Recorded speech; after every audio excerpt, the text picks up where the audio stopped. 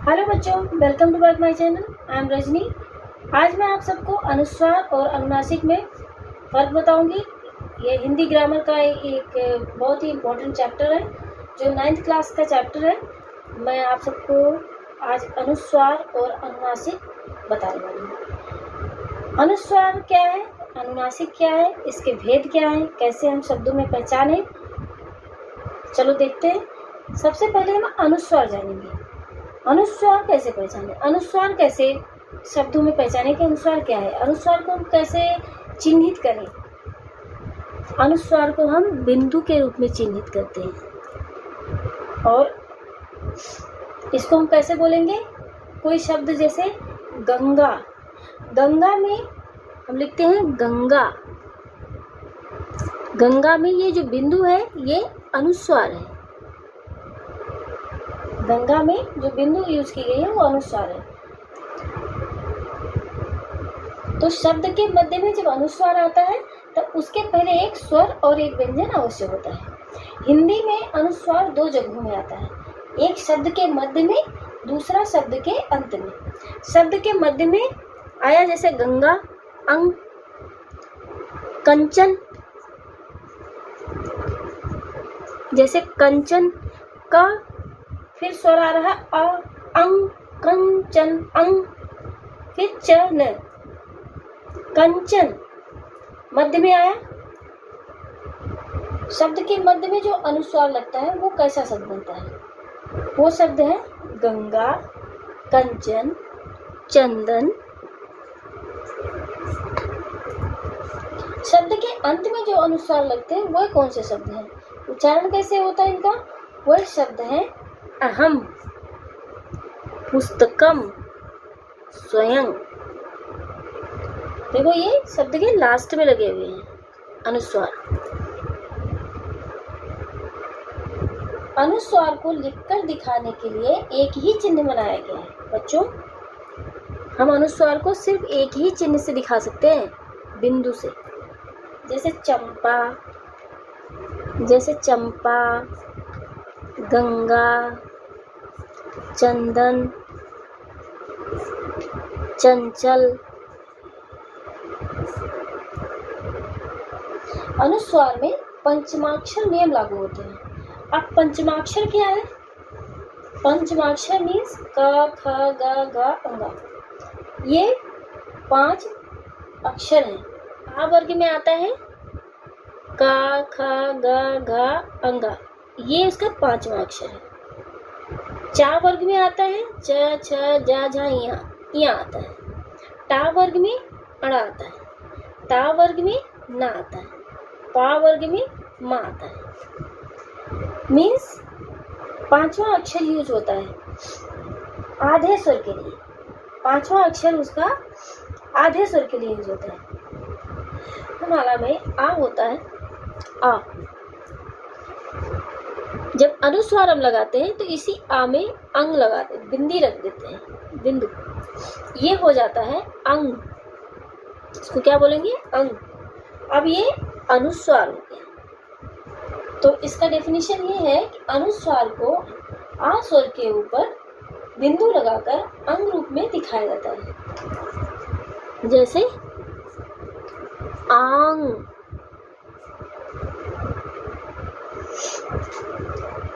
आंग, आंग स्वर है, बड़ा आंग स्वर है। भांजा, जैसे भांजा।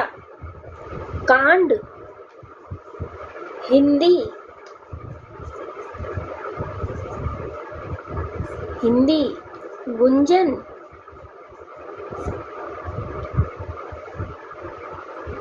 घंटा।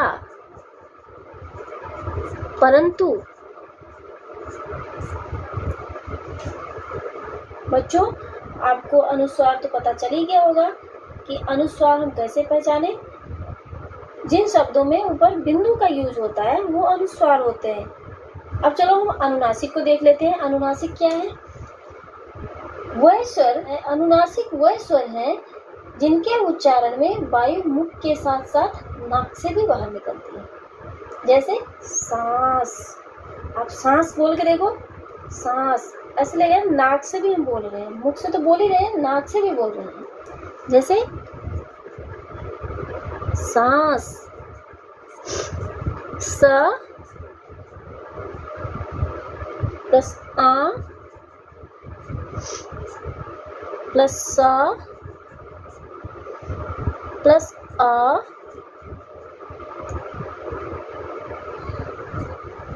ये हलंत हम शब्दों में से अक्षर में इसलिए लगाते हैं क्योंकि उससे हमारे शब्द अलग हो जाते हैं। हलंत क्या होता है? ये जो हलंत लगाए जाते हैं, हलंत क्या होता है? हलंत ये आधा शब्द दर्शाता है, आधा अक्षर दर्शाता है। ये शब्दों को, ये अक्षरों को अलग कर देता है, वर्णों को अलग करता है।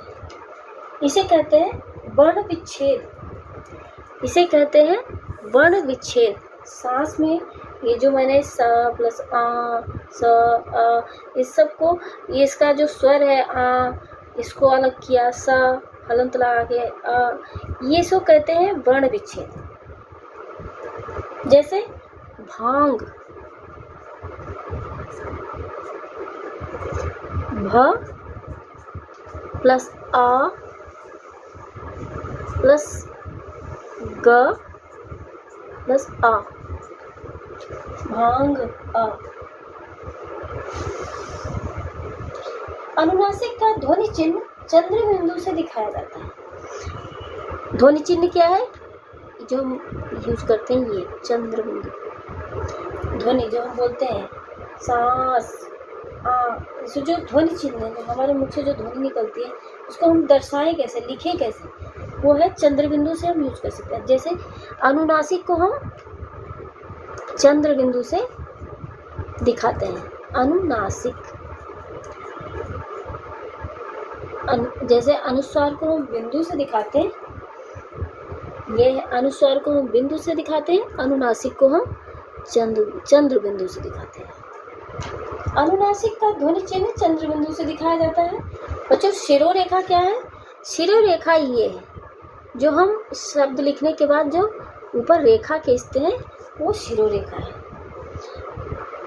शब्द के शिरोरेखा के ऊपर जो चंद्र बिंदु लगाई जाती है उसे अनुनासिक कहते हैं। प्रत्येक स्वर में अनुनासिक कैसे यूज होता है? जैसे छोटा आ में अनुनासिक यूज हुआ, शब्द बना, कौन सा शब्द बनेगा?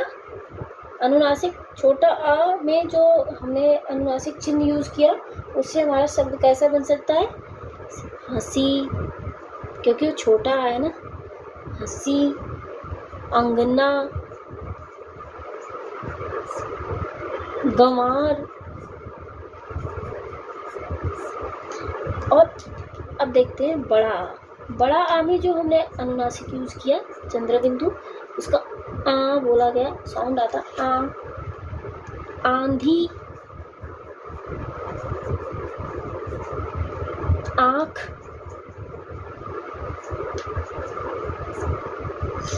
आंसू,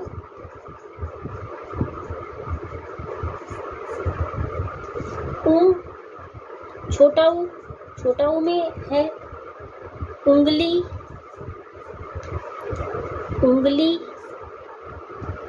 मुंह, धुंधला। ये हमारे प्रत्येक स्वर में जो अनुनासिक यूज किए गए हैं, उनसे जो शब्द बन रहे हैं वो कैसे बन रहे हैं? बड़ा ऊ से क्या बनेगा? ऊंचाई,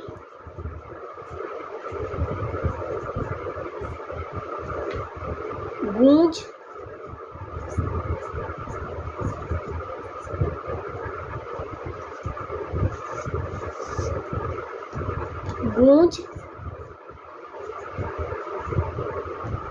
पूंछ,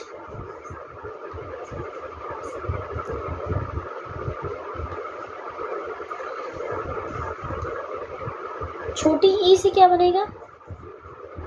छोटी ई में जो हम अनुनासिक यूज करते हैं, इससे क्या बनेगा?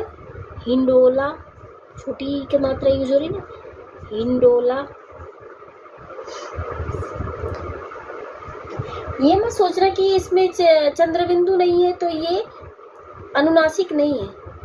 शब्द की शिरोरेखा के ऊपर कोई मात्रा नहीं होती है तब चंद्र बिंदु का यूज होता है। लेकिन अगर मात्रा यूज हो रही है उसके बाद बिंदु लगाई जा रही है तो वो अनुनासिक होता है। हिंडोला बोल के जब आप बोलेंगे हिंडोला तो वो नाक से साउंड आएगा, हिंडोला। सिंचाई,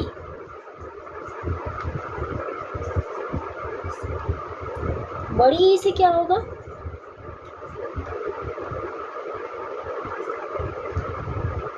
ईंट। भींचना, छींक।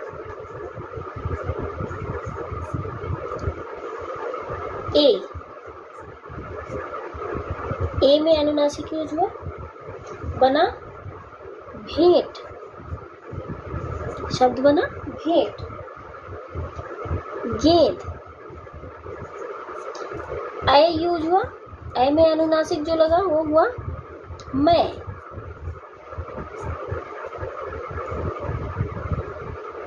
है,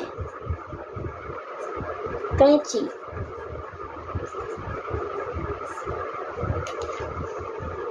अब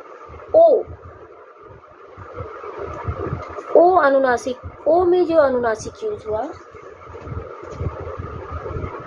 वो क्या बनेगा? शब्द क्या बनेंगे? गोंद, गोंद। चोंच।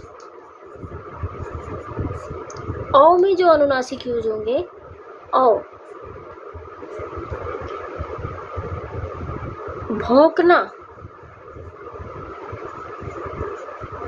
भौंकना। छौंकना,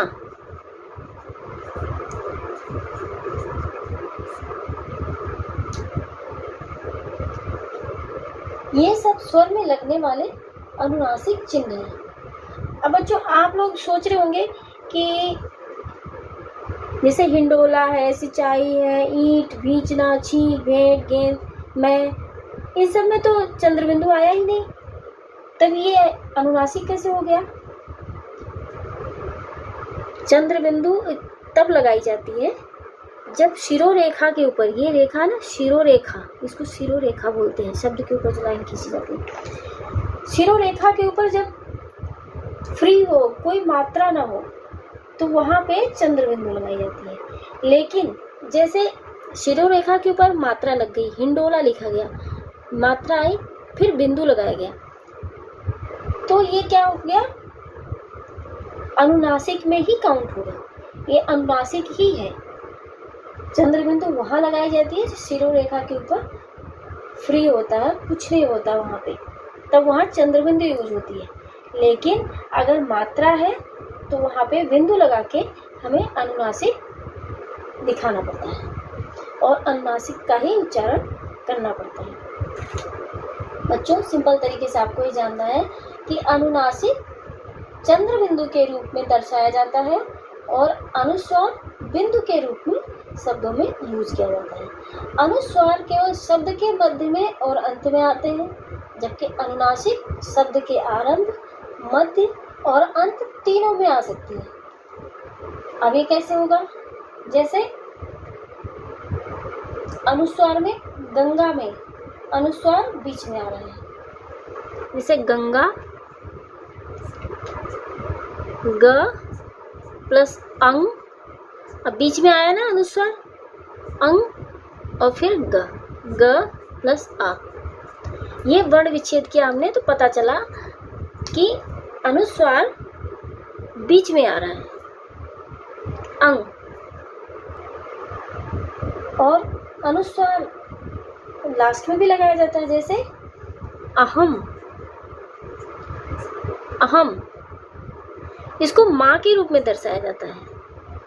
आ प्लस ह प्लस अह, आ प्लस माँ, अहम। स्वयं, स्वयं लास्ट में आया ना माँ के रूप में, लास्ट में आया माँ के रूप में स्वयं, अहम, माँ के रूप में अनुस्वार लगा। तो अनुस्वार केवल शब्द के मध्य और अंत में आते हैं, जबकि अनुनासिक में आरंभ, मध्य और अंत तीनों में आ सकते हैं। जैसे आप ये भी देख लो, जैसे हुआ भावनाएं, भावनाएं अंत में आया, अनुनासिक अंत में आया भावनाएं में। और पहुंचे, पहुंचे मध्य में आया अनुनासिक, और आरंभ में आया गांव। तो आप ये देखो कि अनुनासिक आरंभ में ही आ रहा है, मध्य में भी आ रहा है और लास्ट में भी आ रहा है। तो अब आपको तो आप सबको क्लियर तो हो गया होगा कि अनुस्वार कैसे पहचाने और अनुनासिक कैसे पहचाने। तो बच्चों आज के लिए बस इतना ही। मैं मिलती हूँ आप सबको अगली वीडियो में। अगर आप लोगों को मेरा समझाना पढ़ाना पसंद आया हो तो मेरे वीडियो को लाइक भी कर दीजिए और आप लोग सब्सक्राइब भी कर लीजिए, ताकि आपको मेरी वीडियो मिलती रहे और आपके एग्ज़ाम में हेल्प होती रहे। तो मैं मिलती हूँ आपको अगले वीडियो में, अगले टॉपिक के साथ, अगले लेसन के साथ। तब तक के लिए बाय बाय।